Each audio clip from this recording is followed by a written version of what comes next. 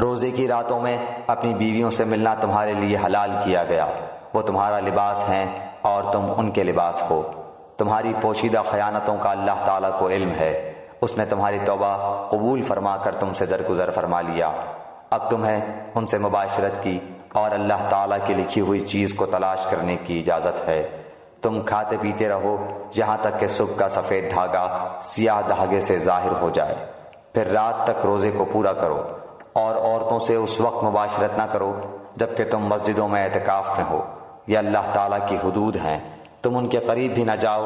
اسی طرح اللہ تعالیٰ اپنی آیتیں لوگوں کے لیے بیان فرماتا ہے تاکہ وہ بچیں۔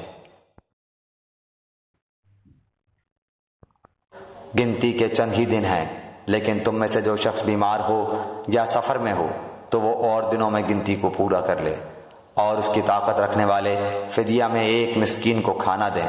پھر جو شخص نیکی میں سبقت کرے وہ اسی کے لیے بہتر ہے، لیکن تمہارے حق میں بہتر کام روزے رکھنا ہی ہے اگر تم باعث۔ ماہ رمضان وہ ہے جس میں قرآن اتارا گیا، جو لوگوں کو ہدایت کرنے والا ہے، اور جس میں ہدایت کی اور حق و باطل کی تمیز کی نشانیاں ہیں۔